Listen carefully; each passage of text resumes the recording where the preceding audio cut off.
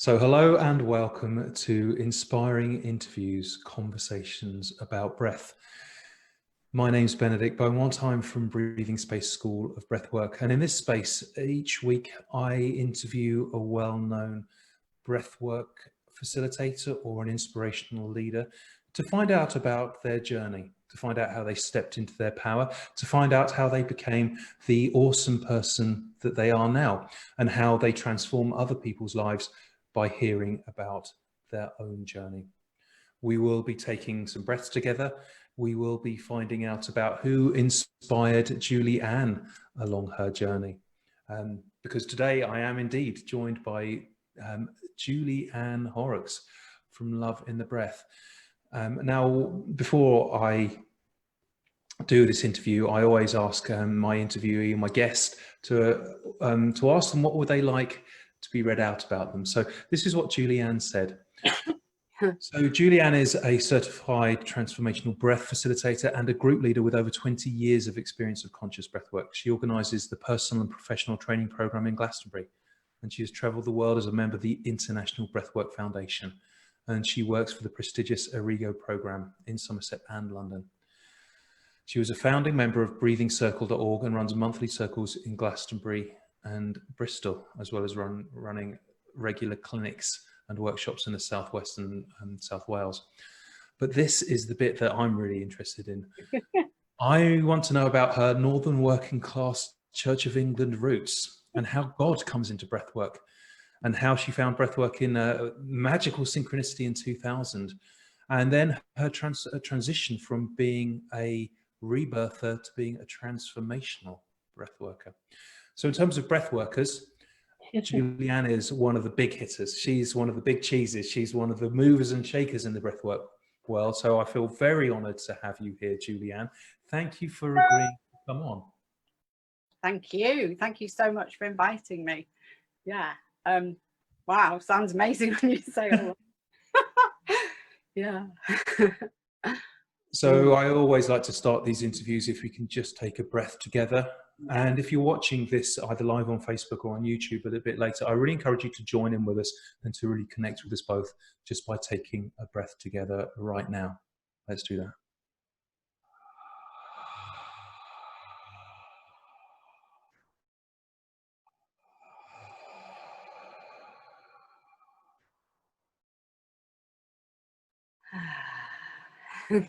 That feels better, doesn't it? Yeah.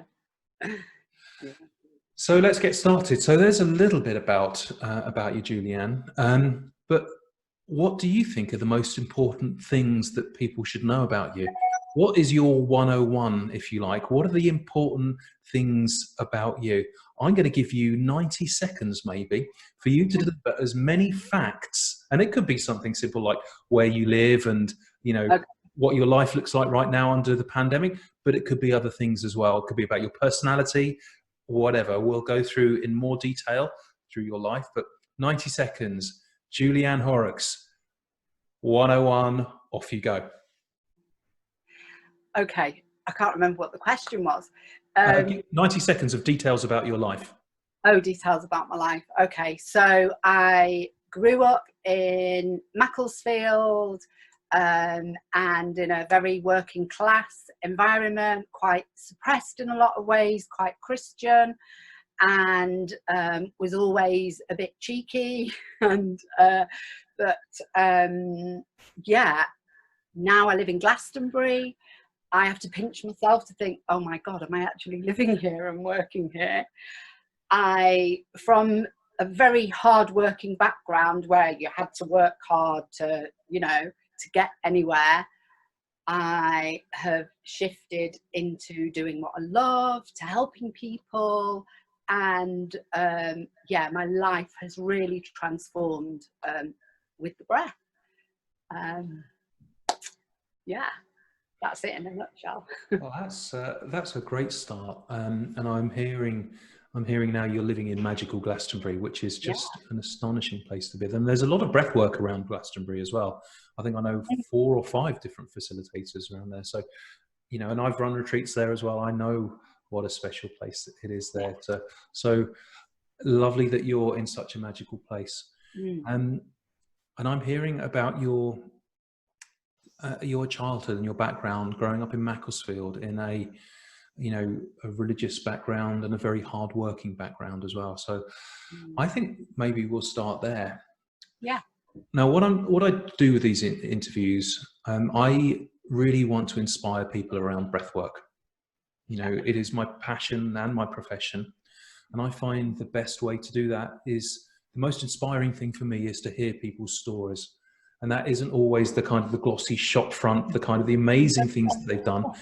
What really inspires me is hearing about the challenges that people have gone through the longer dark nights of the soul, and how they have helped, you know, the guests step up, and how that helps them transformed and to become the most amazing catalyst for other people's transformations as well. So, Julianne, I invite you to go to the tender places. I invite you to be really real and honest and speak the truth, because that's what will inspire other people's. So I hope that's okay.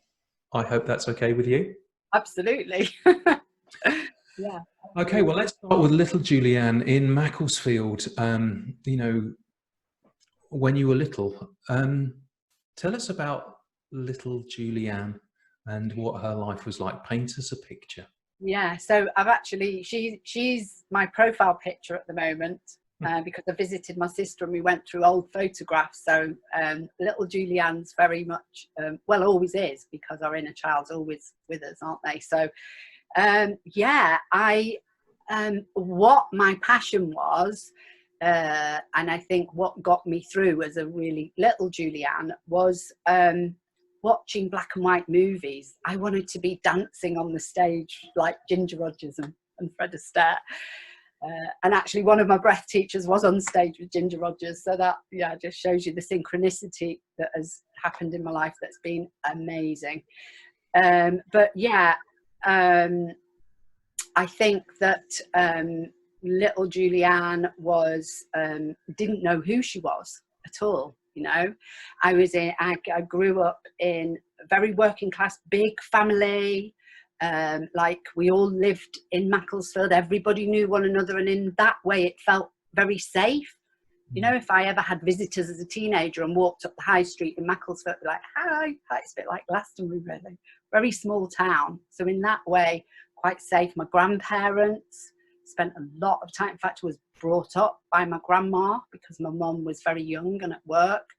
So in that way, there was safety, but I wasn't able to express who I was because of just the generations, and that's how it was. And especially in the north, you know, it's very sort of fear and church, and you have to behave yourself and be a good girl. And you know, I was Girl Guides and Sunday school teacher and followed that road.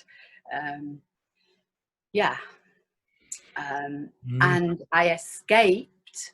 So I think I wanted to be I always wanted to be an actor.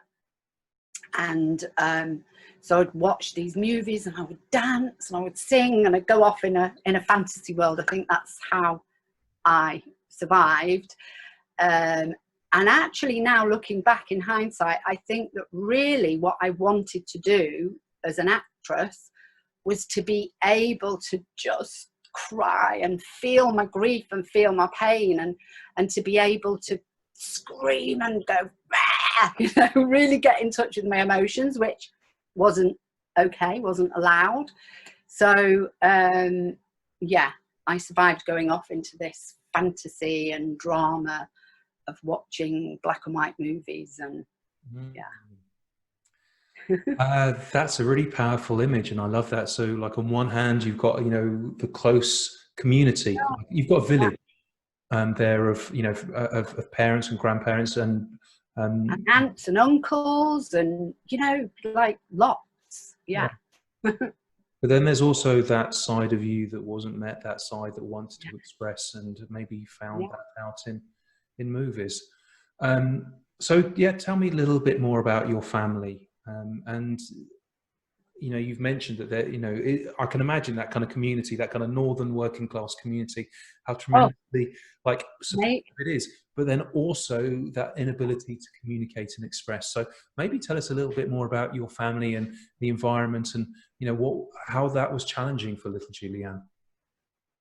Yeah, so yeah, that you've just sent me on the journey in my head there to like my one set of my grandparents. They had a shop, and they had a shop on Buxton Road, and it was a sweet shop, and they knew everybody. And you'd go out the back of their shop, and it was proper back to backs, you know. And you could go and borrow a cup of sugar. You could, you know, I'd get left with neighbours. It was like when we go to India and we go, wow, you've got that community. They had that still. I was born in 1965. Mm-hmm. So you still had that real community. You'd leave your door open. Even now I'm like, why do people knock on the door? If they're my friends, why don't they just come in? Like, I think that's really weird. Just come in, you know. So, but it was very safe, you know, very safe like that. And then my other grandparents, my grandfather was from Sheffield, from mining family. All my family, in fact, my family ancestors were weavers in Manchester back to like 1750.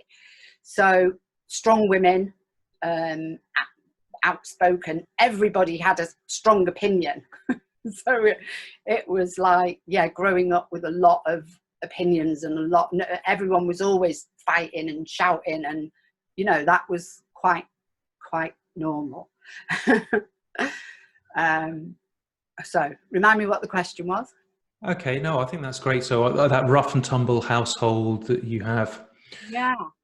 So But in that, my mother trying to be very aspiring to be middle class and ladder climbing, you know, that as well, because she, you know, and both my parents, they really wanted to get out of where they were in, you know, relative poverty and not having very, it was always a struggle, but they were very aspiring to be something better, you know, taking us on holiday to the south of France. We go to Saint-Tropez and go, oh look, we've got a boat in Saint-Tropez, and it'd be a you know, really aspiring, taking us on amazing holidays and yeah, traveling over the Alps, and you know, but we'd be sleeping in an orchard in a tent just to take us out and experience a different, to give me and my sister the inspiration to move up the ladder and be something better. That was their aspiration, you know. So that's quite a gift to give, but then that also does come with challenges as well. oh yeah, yeah, yeah. It can be very displacing, can't it? Yeah. My mother always wanted me to marry a doctor, or you know, tell me what, you know, they tell me what they think I should do. So yeah, I think she's let go of that now. Yeah. Okay, well, maybe let's just talk about who was the big influences on your life. Who are the people that inspired you, or inspired little Julianne? Who are the big figures in their lives? You know, I like to bring in people who had a big influence on our guests. Who would you like to bring in at this stage? As a child, yeah. So my auntie Mildred was, she was really supportive and a bit cheeky and a bit naughty. You know, she'd give me brandy on my cakes, and she'd take me to the theatre in London and open my mind. Because my parents weren't very academic, but she would really, she married a more wealthy mill owner, and so yeah, she really inspired me to help me with my homework, because I was also very dyslexic. I didn't realise that until I was almost 30. I didn't realise I was dyslexic. So she would help me with my homework and take me on these trips to London. So she was a great and was she a real auntie, or she was just a sort of friend? She was my real auntie. She was my granddad's sister. Yeah, in fact, yes. And what did Auntie Mildred look like? Oh, she was, always very glamorous, you know, always had a lipstick on and a bit of a turban. She was a bit eccentric. and had a beautiful like 1920s house, you know, really, really good, with old furniture and lovely things, and yeah, a beautiful garden, and was very open-minded, very, very open-minded, like sexually, and you know, she was great. So I like spending time with her.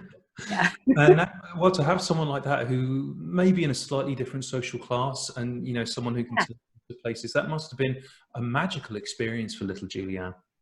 Yeah, well, that was more when I was a teenager. I think a lot of the time through my younger childhood, I think that's when I was maybe, you know, work at school was a bit more serious, and they could see I was behind, that I started to go and I'd cycle to her house, and So she almost had she almost had like an official mentor role to you, given yeah, absolutely. she took you on. Yeah, absolutely. Yeah. And I think she felt a lot better about herself. So I remember one day a car driving down the road, and somebody beeping and winking or something. And she went, yeah, she is, isn't she? You know, I was like, oh, that's, you know, to actually be given a compliment instead of being, you know, more criticised. Yeah. So I liked her. Yeah. She sounds like quite a character. Was a really, really a character. Yeah. Yeah.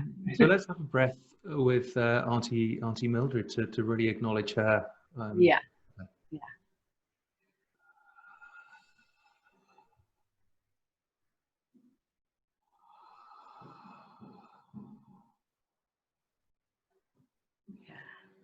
Yeah. And is there anyone else from your childhood? And it could be a school teacher, someone who inspired you at school, or someone outside of school, or even maybe from when you were younger, someone who inspired you for another reason that you would like to talk about here. Yeah, Mr. Maxwell at school, and because he was such a dedicated Christian, that he'd lived in Africa as a, I don't know what he was doing exactly, but he'd like, you know, given up having a bit, whereas my parents were aspiring always to be climbing the ladder and having a bigger house, and he'd just given that all up, and being in service to humanity, I suppose that was the inspiration. And he lived in Africa, and I don't know whether he taught, or I think it was a bit missionary, but nevertheless he'd given up to really help people who needed it. So that was a great, and he was also a fantastic art teacher, and art and PE were the only things I ever got A's in. So yeah, I really liked Mr. Maxwell for that side of him. Yeah. And what did he look like, so we can have a picture of him in our heads? Quite short and dark, actually, and yeah, a little bit. I went to a very Catholic school, so he was a little bit more rebellious, I suppose. I mean, none of the teachers always are. They're allowed to have the radio on. He had a bit more of an had a bit more of an interesting life than everybody else. Yeah, that he travelled. So it's the travel thing. Yeah. Okay. Well, let's have a breath with Mr. Maxwell as well then.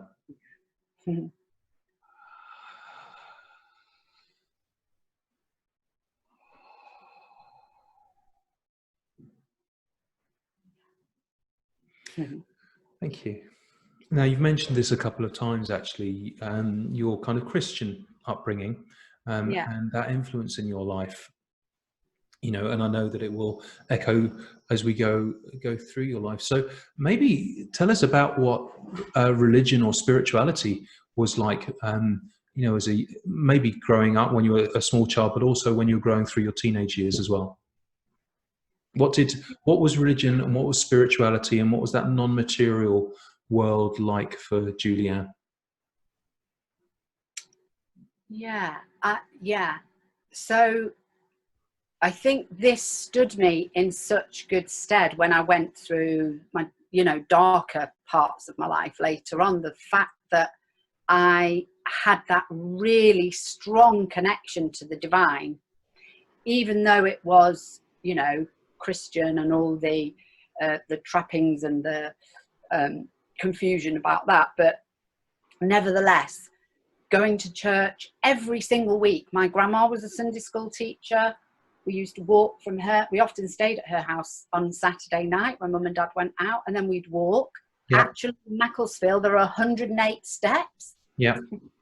So we used to walk up the 108 That's steps. a good number, isn't it? Know the symbology of the 108 Yeah. now. Because, I was reminded of that when I went to Babaji's ashram and went, oh yeah. So we used to walk up the 108 steps, which was a ritual in itself, to go to church. Like, it was St. George's Day a few days ago, and as a little girl I'd be dressed up, and we'd flower sermons and marching with guides with the church. So it was church, and that community was, yeah, that was very much my community, my family, and a belief, really, really strong belief in God, in the power of prayer, and that celebration. You know, I used to go to St. Michael's Church in Macclesfield, which is a really big church right in the middle of town, and the organ and the music and the sound and the celebration of life. When I actually, you know, turned against that as a, you know, became a yuppie and went off and did something else, I sort of missed that. Celebration, the blessing, the thanksgiving, you know, and really following the wheel of the year, which we know now is actually more pagan, going through all those festivals and the flower sermons of springtime and the harvest festival, and that. And I spent a lot of time in nature. You know, my dad would take me out walking, me and my sister, at like 5 in the morning. So I'd go and spend time in nature and then go to church. So I had 2 churches running simultaneously. And the love of nature and the love of that divine connection, yeah, really strong. So what I'm hearing here is there's what that gave you was an awareness or a comfort in a few things. So first of all, community, and how community can be built around something that is non-material, about it's greater than just us, and how important that is, and how meaningful that is, you know, to young Julie and to everyone now. I'm also hearing about your familiarity and your comfort with that awe, that feeling of awe and like magnificence that you get with, you know, that kind of religion, the kind of the big churches and the organ and the music, and how inspiring that can really be as well. Yeah. And then also the ritual and the mystery around it, the kind of, you know, the cycle of events and the different days and the different festivals, and how important ritual is, and that kind of that cyclical nature of ritual, I suppose it is really, and how important that is in our life. Yeah, prayer and worship and all of that. And that had been in my, you know, my family. My grandma and granddad met through Sunday school. They were both teachers at the parish church. And yeah, my mum and dad met through scouting and guiding, which has also got, you know, quite a religious background. My grandfather was a choir boy. My grandfather was a lay person, you know, one of the people who collect the money. My other grandma did the flowers in St. George's Church. It was like church was a really big part of life, and that, yeah. Okay, well, that's interesting to hear, and I'm sure that will resonate for many people who have had a religious upbringing. And for many, it's easy to throw the baby out with the bathwater. There's a lot to reject, and there's a lot to kind of that is wrong with it. But then some of the gifts that you get from having that exposure to that kind of world that is just bigger than the material one is a really powerful, profound thing to have. Yeah, it is. I think that stood me in a lot of good stead. My dad was the only one who would fight with everybody. He was really funny. He was really a character. He'd be like, God made the world in 6 days. They must think I'm bloody daft. So, you know, he had really seen through the church stuff And he did throw the baby out with the bathwater, but his God was, he was a shaman, really. He loved nature. We used to go stalking the deer, and we'd go caravanning and camping. And so, yeah. And his favourite place in the world was Sedona, but he didn't believe in anything spiritual, but he did on a level. Yeah. Okay, well, let's move on from, you know, your childhood there, and then let's talk about when you started to become an adult and you started to maybe move away from Macclesfield and your home and your community, your village, if you like. Tell us about that stage in your life. Yeah, so I actually didn't move out of home until I was 21. Mm-hmm. And I trained in fashion. Actually, I wasn't allowed to. I really wanted to go to drama school, but my family had really put me off that. So I trained in fashion. My mum was a fashion designer. I didn't think I was very bright because I was dyslexic, so I wasn't great academically. So I studied fashion actually at Salford, which is in Manchester. And then I got my first job working for Next just after my 21st birthday, and got bought a little old banger for my 21st, and went to Next to work for Next when it first set up with George Davis, who George Davis and his whole team came from. They'd been running Pippa D, and interestingly, my mum used to work for Pippa D as a children's wear designer. So they bought out the Hepworth group, and so they just started. They'd only been going for probably even 6 months, and I joined the buying team as a junior buyer for Next. Yeah. Okay, and so did you move out of Macclesfield, or did you? So I moved out of Macclesfield, and I moved to Leicester and had to make, I had to like completely make new friendships.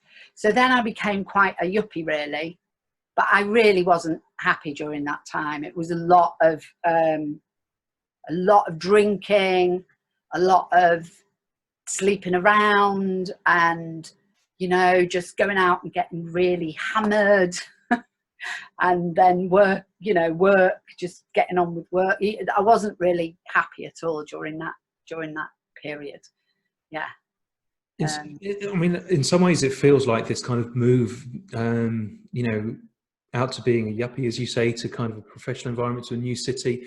That must have been a big thing for your family as well, because it seems like that was the trajectory into, socially moving up in the world. Oh yeah, I was doing the right thing as far as they were really proud of me. I'd actually got a job at Next, because Next became, Next was the first company that George Davis was really good mates with Terence Conran. So never before at a fashion shop coordinated hats, shirts, jewelry, socks, boots, coats.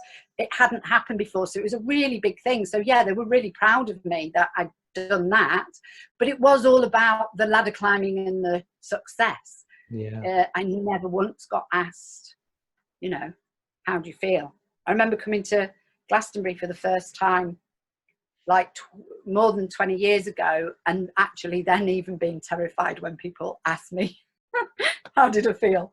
Yeah, so that was never on the radar, was it? It was just all about what everything looks like and where you're going, rather than are you happy and how do you feel. Yeah. Okay, all right, so I'm feeling that a materially very successful young woman here, young Julianne, really making a way in the world, but already noticing that maybe it wasn't actually fulfilling her on every level that she needed. Yeah. So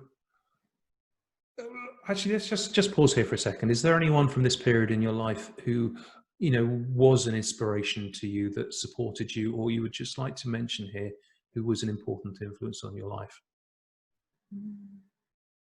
And it's fine if there isn't anyone at this point. There's a friend, Sally, who I lived with, who had ME, and we had a really close connection. I've lost touch with her, and yeah. Oh, I feel really sad, actually, but I don't know where she is. Yeah. So, yeah, Sally, we were just like sisters. So it was almost like we were in this world where it was all quite harsh and crazy, and but we shared a flat together. So that's just, yeah, just a bit of sweetness, you know, me and her, like sweet sisterhood. Yeah.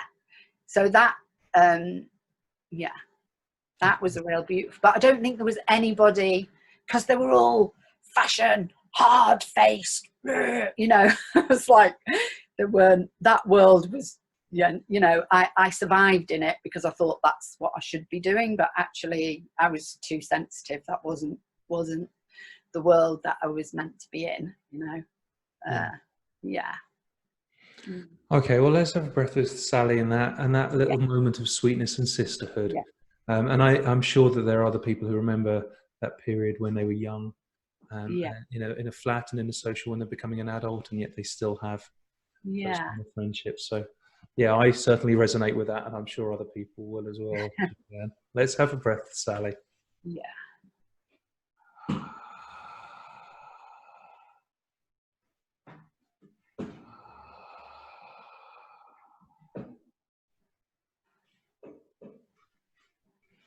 I really appreciate you bringing her in that angle. So what happened next then? How did how did Julianne kind of break out of that world, and where did it take her next? I think, yeah, I moved back to my hometown and bought a house, and spent a lot of my time like doing my house up and in and out of various relationships. Had a lovely boyfriend. I just fucked up really good relationships, really, because I was playing out all my unconscious patterns, you know, pushing people away when I really loved them, and you know, all that stuff, really going through that confusion. And anyway, I got married. I ended up, yeah, getting married in 1990, and I lived in this lovely little village, quite idyllic, but I still really wasn't happy. So I think when things really shifted was by marrying this guy who was a Freemason and was quite a screwed up family, and that made me question, how can people behave like this?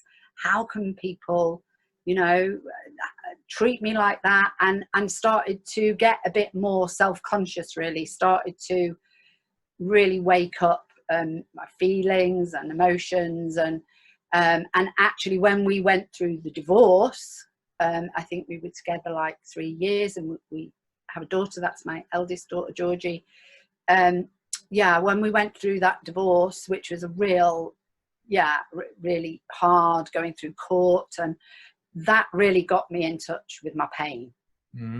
Because I'd always won at everything, been the best at everything, had, you know, aspired and climbed and done, you know, ticked all the boxes and been a good girl and done all that. And then suddenly, you know, the rugs, I found out he was having an affair, and the rug was pulled out from underneath me, and I had to face my pain.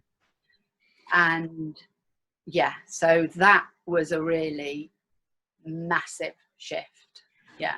What a way to put it. You know, you finally had to face your pain. And I'm really hearing here what a kind of grade A girl that you were, you know, really top of the class, even not academically, but in terms of like how you had worked hard and how you had pushed yourself, and, you know, how you'd been strong. I'm getting a real feeling of how strong you had always acted and had to be.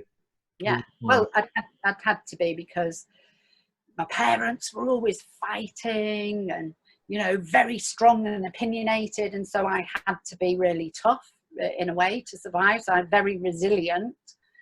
And yeah, and then this happened, and yeah, but it was what I really needed, absolutely what I needed to bring the yin and yang of life.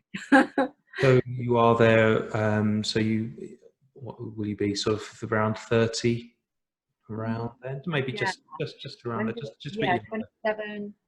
Yeah, about just before 30, I think we went through all the divorce and everything. Yeah, which was really, yeah. So, and also, just for anyone who is going through maybe that particular trial or that particular challenge, what would you say to someone who maybe is going through that right now, Julianne?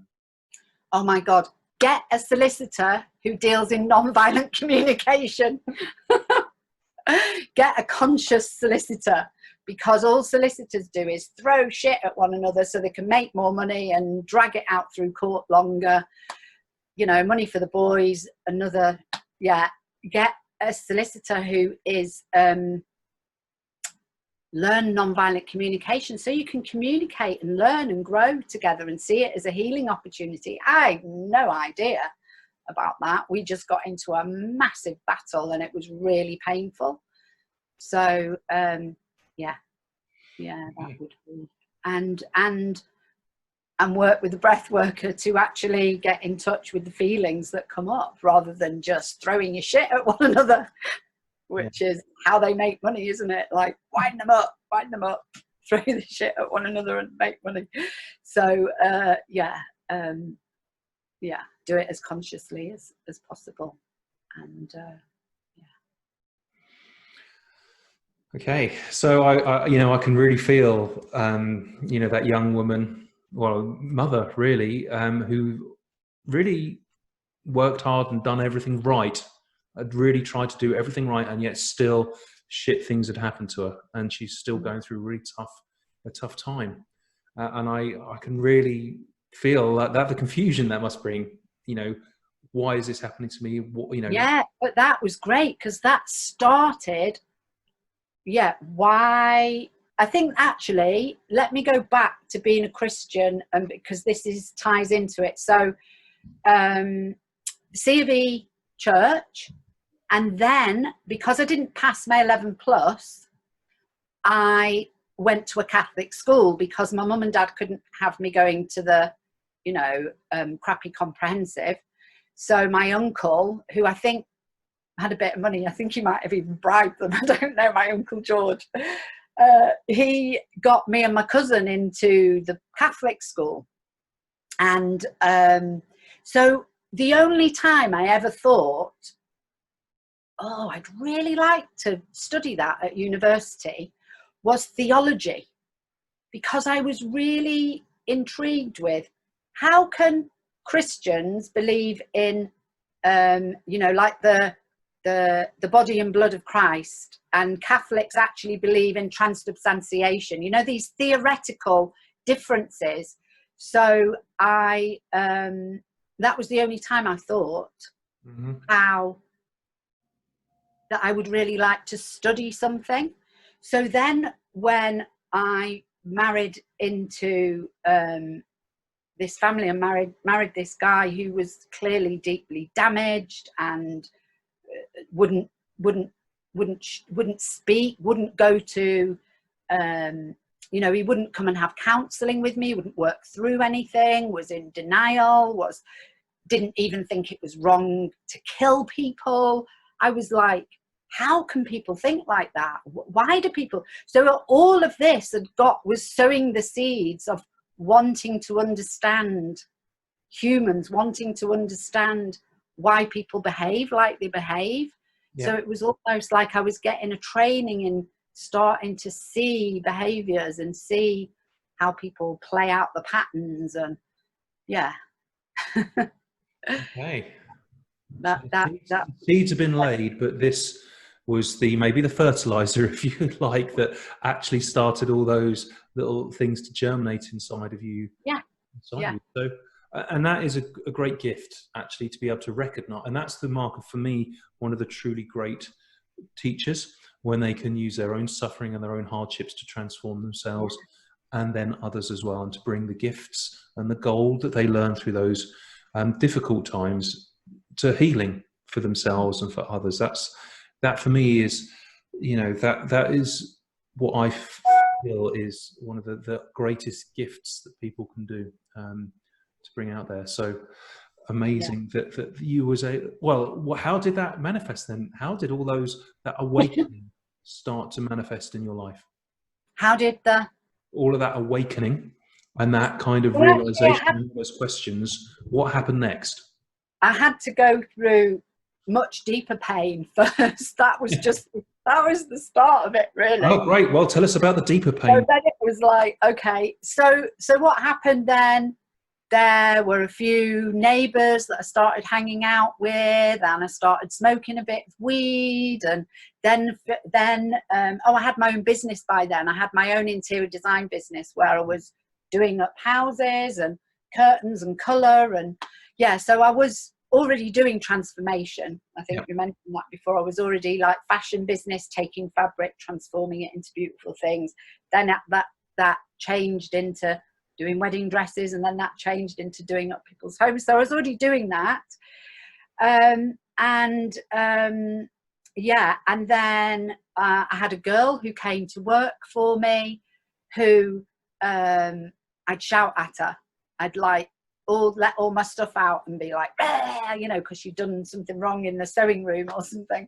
And then I'd go into massive guilt and be like, oh my God, I'm so sorry. And she'd be like, no, it's okay, it's not you. And she gave me this book, which is one of those really old books, I think, from the 70s, that's like, blame it on your parents or something.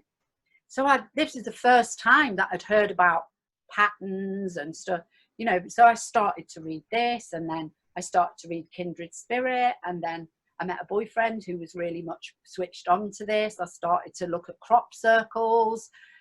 And then a guy came in my shop, because I had this interior design shop, and started selling me interesting bits and pieces that I'd put in my window. And I had no idea he was a smackhead. I didn't know what a smackhead was.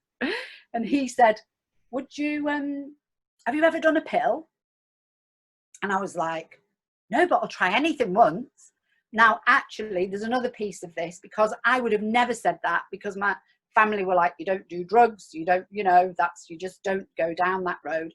But I'd actually bought a crystal when I was on holiday in Greece, and this was Tibetan turquoise, and it was shouting at me from a window in a shop, and it was a lot of money, and it was just, crystals do that. It was like, buy me, Anyway, I bought it, and I realized what had happened. This crystal had activated a connection from my throat to my heart chakra and opened up that connection. So when I would normally go, no, don't do drugs, I'm not doing that. Instead, my heart was connected to my throat, and I just went, oh, I'll do anything once. And actually, he brought with him a picture of my first boyfriend when I was 10, who I was at Sunday school with, Tim Smith. He went, this guy? We're all going out partying together.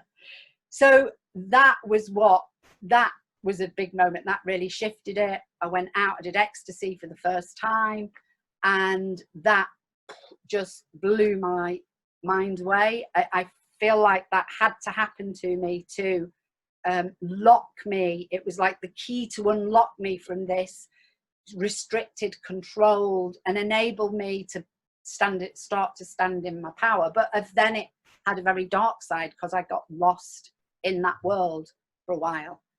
Yeah. And there's a lot in there, but for just to recognize that sometimes it does take something, like a drug, to be able to kind of take us out of our body into realizing something that is bigger than ourselves. And I know that for a lot of people in the 90s, myself included, that was one of my first transcendental experiences, if you like. And it was astonishing. Oh, never had anything like that before. No, the first time I projectile vomited, I would faint, I fell over, I was like, shit, this is what drugs are like, I'm never taking them again. And then they looked after me, they took such good care of me. And then I came round and I was like, oh my God, can we do that again? That was amazing. Because I'd always, even through this time, I'd always been a dancer. I'd always been a disco diva and won disco dancing competitions. But the punks used to kick me up the arse because they were jealous of me. So the fact that I could actually dance and express myself and people look at me and be like, nice one, you're all right. Yeah, we're all right. It was like, whoa, I'm allowed to be crazy and everyone loves me for it. So yeah, that was the start of something great, but then it also had its shadow side. Okay, well, before we go into how it went downhill, let's just have a breath with that kind of that realization. Yes, you're all right, and yes, you get to be a diva. Yes, you get to be appreciated. Yes, you get to connect to everyone, and how amazing that feeling is. So let's acknowledge that. Yes, thank you.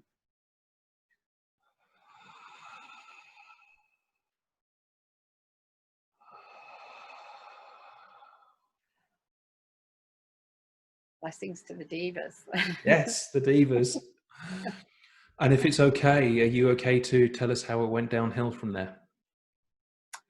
Yeah, well, it went uphill and it went downhill. It's like, you know, I started to feel life more. That was good. I started to feel the highs, but holy shit, I started to feel the lows as well. So within a few months, I was putting on free parties in Macclesfield, put on massive parties. And that was, so yeah, so the good part of it was that it started my connection with God again. Because I would go out, I'd go all over the place on my own. I'd drive to Stoke, I'd drive to Leeds, I'd go partying on my own because I knew I'd meet brothers and sisters everywhere, you know. But I'd always go in the loo, take my pill and say a prayer because of all that Leah Betts thing was happening. And I didn't quite really know what was the truth, but I'd take a pill and connect with God, start asking to be taken care of. So that was the great side of it. I was then guided to put on these massive parties. So I gave birth to these freewheeling, they were called. People still talk about them now. So that was amazing and exhilarating. And I learned so much through ecstasy and later LSD. But I learned so much about all the spiritual teachings. So by the time I got to doing breath work, it was like I'd had all those downloads and all that information about stop looking for it. If you just trust, you'll find it, and all of those things. But the other side of it was that you have a high and whatever goes up has to come down. So there were the real lows from it as well. And then my ex took me to court, took my daughter off me, then my son got taken off me. So that was really hard. I lost my house, I lost my business, I lost my kids, I lost everything. Yeah. So yeah, there were the highs, but holy shit, there were the lows as well. And then I had to live with the guilt and the shame and that's then when I started looking for something else, you know. So, it took me a really long time like a whole year to get my son back. I made myself homeless. I moved into Manchester. I ended up literally with nothing, you know. In a few years, everything got taken off me. And in a way, that was really painful. Yeah, I can feel the sadness of that still. But it was like the tower in the tarot. Everything had to clear and shift so I could start from the pure essence of who I really was. So it's a bit like, I've just done it last week, cut a buddleia back in the garden. Cut it back really, really hard, and it's like I grew stronger from knowing who I really was, right back to the core. So it had to happen, you know. It had to happen. Well, you know, we just had a breath with the joys of that. Then let's also have a breath to recognize the brutality of sudden change, of like transformational change, how it's not always easy, and how it can be life-changing in a way that can be terribly dark when you're experiencing it. Let's have a breath with that.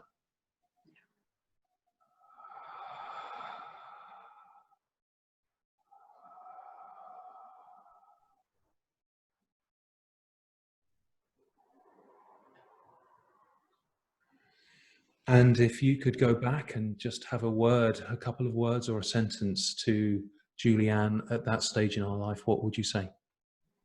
It's all going to be okay. It's all going to be okay. It's all going to be okay. So how was it okay then? What happened next? So you're in Manchester after having this big shake-up in your life where you've lost everything and you get a chance to build up again from the bottom. Tell us about how you did that and what that beautiful blooming tree looked like. Do you know, though, even through that period of having nothing, I'm so grateful for that. I'm so grateful that somebody did a post yesterday about my friend about finding a dartboard at the side of the road for her kids. And I'm like, do you know, when I had nothing, when I lived in Manchester and I was living off my £57.50 a week, I really appreciated everything because I had so little. And I'm so grateful for that. I would put out a manifestation list and I'd go walking my dogs and whatever I wanted would appear.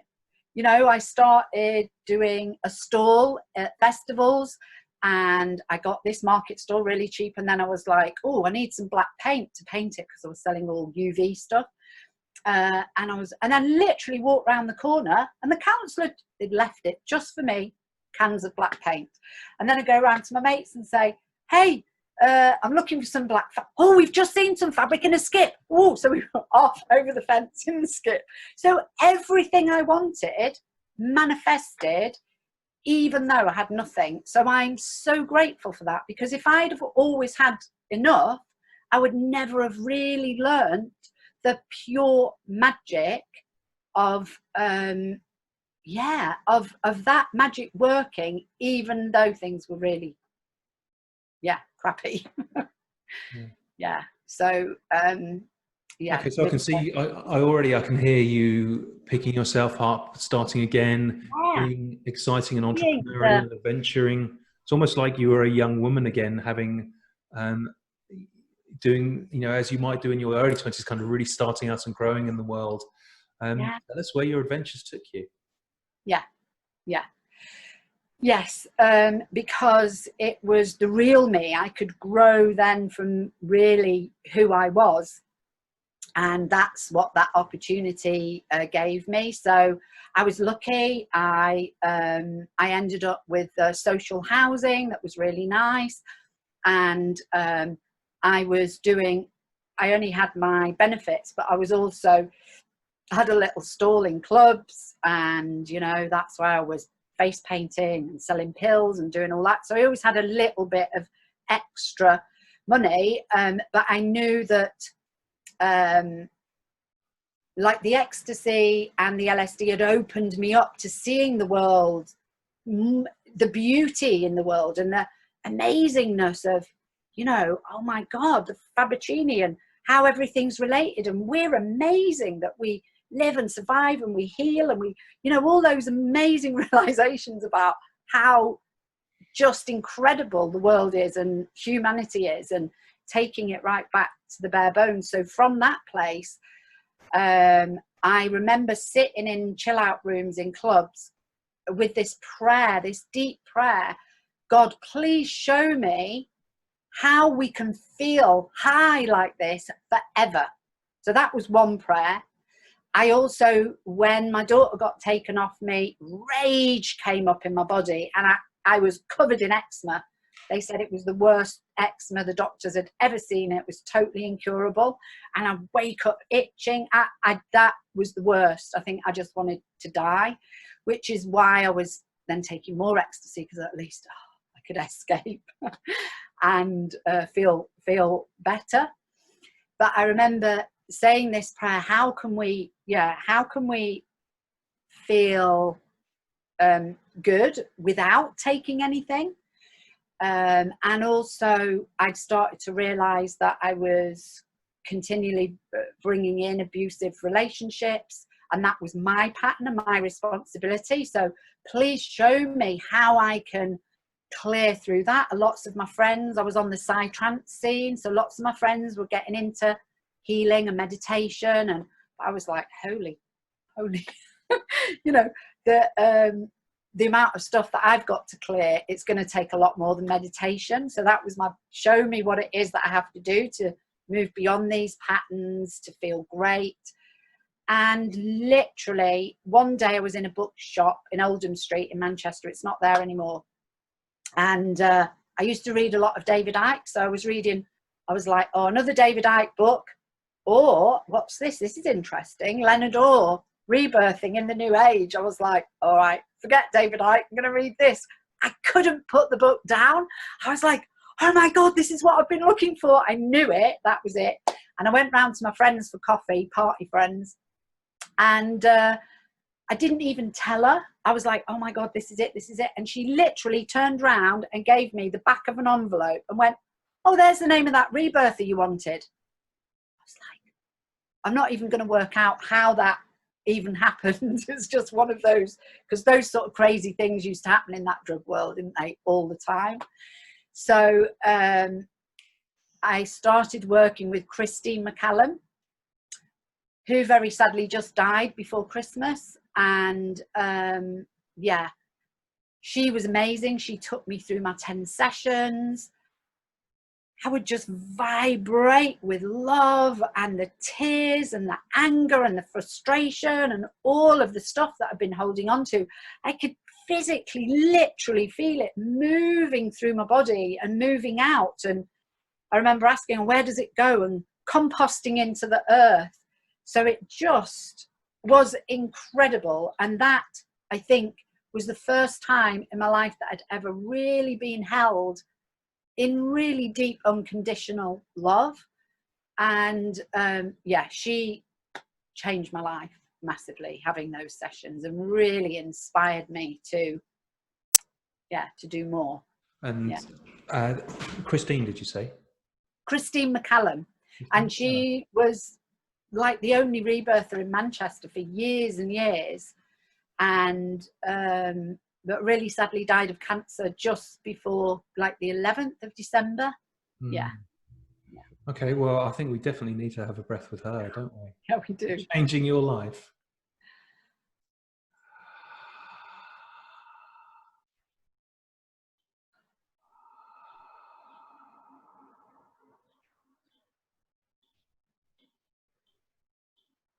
Yeah. I miss her loads. I'm really sad I didn't get to a funeral, so I'm making these series of training videos in honor of her this year.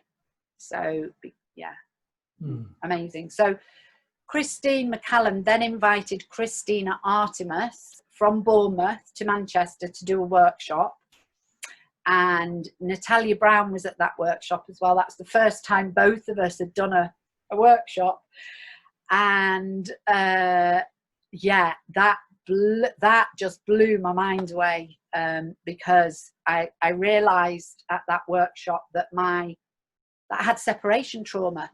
You know, my kids had left me, my dog had left me, my husband's everyone had left me. And then I realized it was this big pattern of love leaves me, you know. And so that first workshop was just mind-blowing for me. And Christina Artemis, who'd come up from Beaumont, was a trainer and a teacher, and she was offering this amazing training, rebirthing. One training was rebirthing, the other training was drama, dance and voice therapy. And I was like, I want to do it all. This is amazing. But I had no money, no idea. So Christine took me through this process of just saying yes to the universe. And because I said yes, that was it. Everything fell into place. I met Paul Wonnacott, who's my youngest dad, and his family had just got a load of money, like by selling some land in Piccadilly. They paid for my training. They bought me a car, gave me money to. So it was like, because I'd said yes to what I wanted to do, all of this came in. And I took my daughter, Daisy, who's almost 18 now, I took her with me on that training as a baby, and she did the whole of the rebirth training with me, and I did the drama, dance and voice therapy, and that just opened my world. We did a lot of our training at Osho, at Mm-hmm. the Osho at Leela in Gillingham. And then I just started to mix with completely different people, my vibration raised. And then I moved to Bournemouth to work for Christina. Yeah. And lived in Bournemouth then for 10 years. So when it happened quickly, and it happened Yeah. full on. And what I'm hearing is that you were in a place, almost life had prepared you to kind of fully embrace it and to kind of fully go with it, and to be able to open yourself up and allow yourself to jump into the deep end, if you like. Yeah, because I'd already done it. I'd already lost everything. So what else did I have to lose? It was, and what Christina taught was a lot of tarot with her training. So the Fool, the first card in the tarot, is just stepping out, not knowing what's happening, and trusting that God is going to lay those steps out for you. So I'd already done it once and let everything go, and everything was fine. In fact, things have got even better, apart from, you know, being separated from my daughter. Yeah, so yeah, I was just like, yeah, go for it. Amazing. Okay, well, are you okay to go on a little bit longer? We've gone over our allotted hour, but you know, I would love to hear Yeah, the sure. next. I So didn't 10 really years in think I could get it into an hour. Yeah, they never do fit into an hour. So you started working as a rebirther down in Bournemouth for 10 years. Yeah. And that's where I'm guessing the healing and the breathing and the transformation just wasn't about yourself. That's when you started to bring that out to other people as well. Yeah, so I worked with Christina and helped her with her trainings. I used to go and run. We did the rebirth training, and then we also did goddess trainings, initiations, and I used to travel to France to do a lot of that. It was amazing, and Daisy would always come with me. And then no, but then Daisy's dad had been in prison, and so during also that period, that was really challenging. That had happened as well.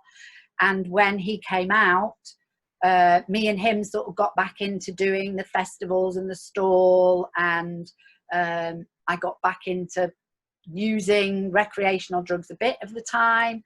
And then I saw what was happening and was like, oh no, I can't go back down that road. So me and him split up, and then I opened a shop, and I realized the shop was to lift my vibration. Yeah. And so I opened a shop in Bournemouth. And that again was divinely guided. It just came in, just like I was divinely guided to put on the free parties. And I was like, what? I was guided to open this shop.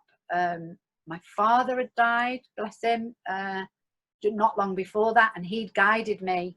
He died right next to the Alhambra Palace. And I went into the Alhambra Palace after his funeral. And this energy came in and said, call your business Baraka. So I knew once I found the shop and Baraka means blessings in Arabic. Yeah. So I opened this shop, and it became like a vortex. It brought in lots of people. There were loads of people who in drug rehab in Boscombe. My friends came and joined me. We had a therapy centre. We had a spiritual art gallery, and I ran that for like 4 or 5 years. And then I realised I was really gagging to do more breath work, but I was so busy doing festivals, running the shop, that I didn't have time to do it. So then I got guided, right now it's time to do breath work full time. And so I closed the shop, and synchronistically I'd already started going to the IBF Global Inspiration Conference, breathwork conferences in 2008. And so that year, the conference was in Ecuador, and I'd seen all the videos for it the year before in Spain. I was like, oh my God. And then I closed down my shop, and my business mentor went, go, just spend the money. It's a business expense. I was like, oh my God. So I went off to Ecuador and I did the training, and then I went and did ayahuasca, and I went traveling and did loads of shamanic work. And then I really got guidance then to do breath work full time, and everyone at the JIC the first evening at dinner were transformational breath facilitators. So I signed up and I did the transformational breath training because then I'd got the money from this shop. So everything had been lined up divinely to support me on my journey to get where I needed to be. So 10 years was a rebirth, and then, you know, a big change in your life, changing your business, and then you became a transformational breath worker. So and also, like, rebirthing was amazing. It saved my life, and Christina were phenomenal, but I never felt like it was like, I never felt really maybe ready in myself, or it wasn't such a high professional standard. And also because of all that stuff in the past of me never feeling a little bit stupid or not clever enough because of my dyslexia. So going to this higher level of training that is very professional and I feel like I really needed that personally for myself to really feel ready to really bring breath work to the world and do it full time. So then I organised for Sondra Ray in 2012, and I organised for her, and I brought her to Beaumont, and Fiona Arrigo came to her workshops and offered me work, and I started working for her, and I completed my training, and now I do it full time.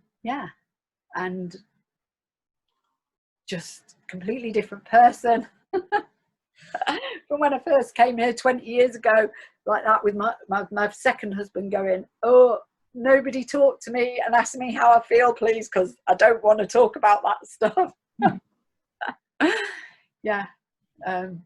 Okay, so quite a journey, and there's, you know, quite a few big things you talked about there, like the IBF and, you know, the festivals and all the other things that you've done. So tell us, what does your life look like now as a full-time breathwork facilitator, having trained in rebirthing and transformational breath? What does your life as a breathwork facilitator look like now? So now I'm still learning to have more space for myself.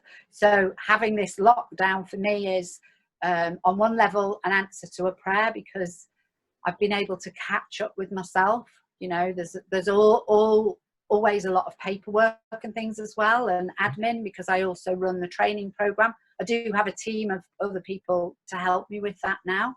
Yeah.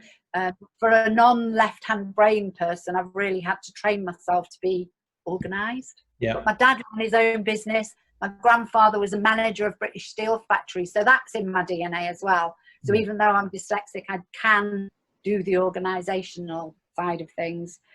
So I'm based in Glastonbury. I give sessions here. I run Breathing Circle here and in Bristol. I also work in Cardiff quite a lot because my mum has remarried and they have an apartment in Cardiff. So I started working in Cardiff, which is great. I live here now with my daughter, Daisy, and my son's also around, Fabian. He lives in a caravan right in a beautiful spot, you know, and has a great life. So Glastonbury is such a beautiful place. It's also amazing because it brings in people to Glastonbury to do the breathwork training, the transformational training that I run here with my colleague from Kenya,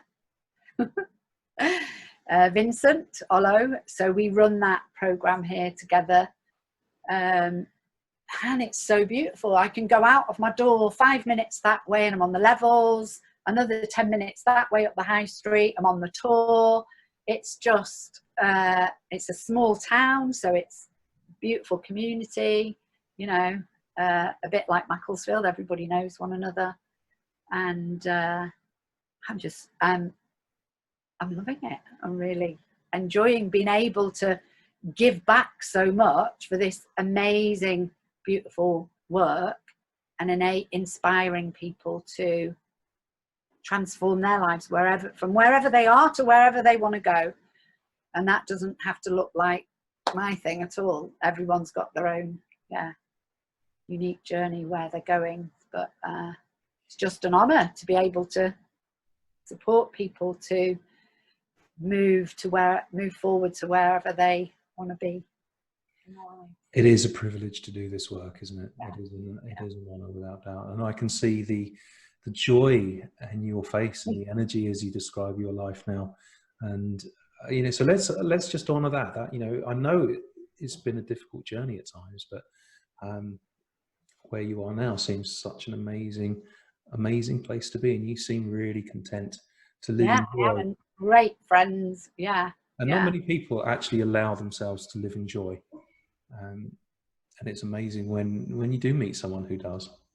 Yeah. Let's have a breath with that. So thank you. Yeah, it's gratitude.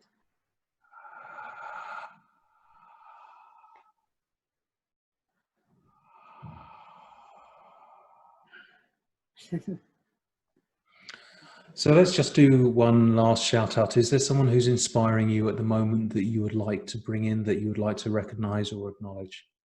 Yes, absolutely. Judith Kravitz. Yeah. Judith Kravitz. Who is amazing. Her program and the training and everything that she gives. I've just done an online breath training this last week that is so detailed and such beautiful work, and the whole, the breathing analysis, that everything. I'm so grateful for the process, how it helps people, and how generous her training program is. There is so much in it. Yeah. And it's continually personal development. I'm continually working on myself, growing, finding out my glitches and projections. It's a continuous journey, and I'm really grateful for Judith for all that she's given. And Okay, let's have a breath with Judith, and for all our teachers who inspire. And all of them. Yeah. And thank you for bringing Judith in here.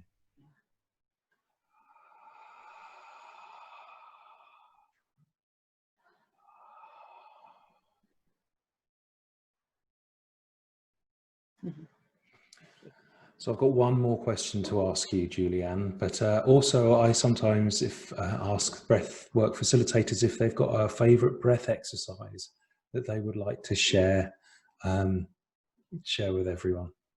Yeah, okay. So, I think I'd like to just do for our online sessions, we've really slowed down the breathing. So basically, what I'd like people to do is put a hand on your lower belly, right above your pubic bone, and just soften your body and take a breath into your lower belly. So as you breathe in, push your tummy out,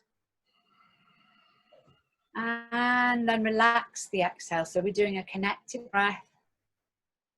No pauses in the breath, breathing into your belly. And then relaxing on the exhale. So not pushing the exhale, and no pauses. Breathing into your belly.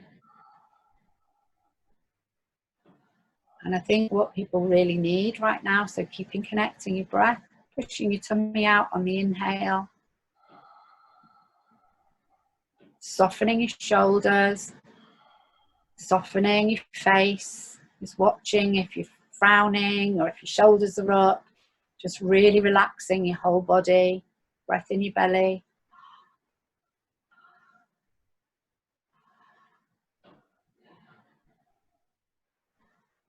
and bringing you into safety. Grounding in your belly and knowing that with whatever's happening now, whatever the stories, everything's going to be okay. Let's have some breaths for transitioning into unity consciousness and a beautiful new world. Grounding, knowing that you're safe. Whenever you come to this place and breathe into your belly, connect your breath, relax the exhale, and keep the breath soft.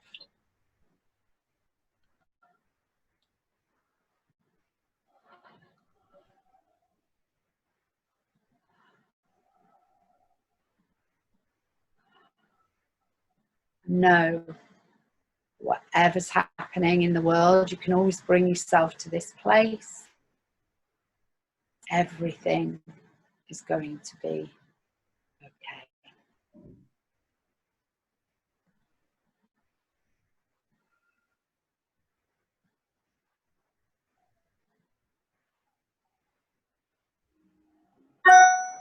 And you can do this especially to integrate any fears as they come up.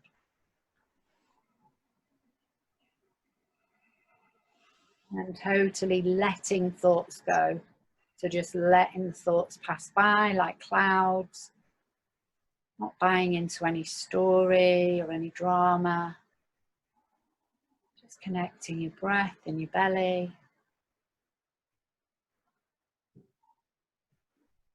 Relaxing the exhale. Knowing that you're safe and well.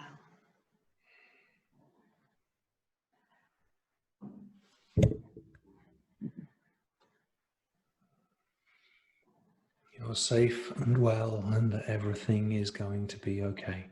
Yeah. More than okay. More than okay. Everything's going to be more than okay. More than okay. So if people want to get hold of you, Julianne, and find out about your training or your sessions, how should they do that? You can go to www.loveinthebreath.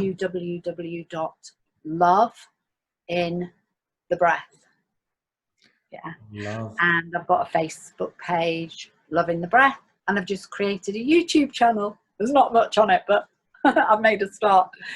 Yeah, so Love in the Breath. Yeah. Love in the Breath, thank you. And perhaps you can post those in the comments on the Facebook feed as well. Yeah, okay. And then when we upload it to YouTube, by all means, paste your links underneath in the comments for the YouTube page as well. So Great, people thank can get hold of you. you there. So I've got one last question to ask you before we finish. We've talked about who has inspired you and the events in your life that have put you on this track, but what would you like to inspire in others, Julianne? That if I can do this, anybody can, because I came from that Christian background, and then I had drug addictions, I had really challenging health problems that they said there was no cure, and I felt suicidal, and drug addictions and control, and I've broken through all of that. Find a breath worker and breathe your way to freedom.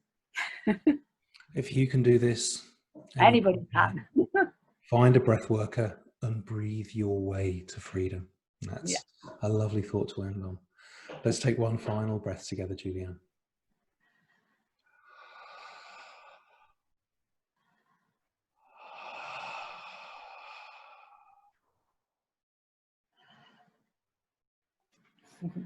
Thank you for being with us here today, Julianne.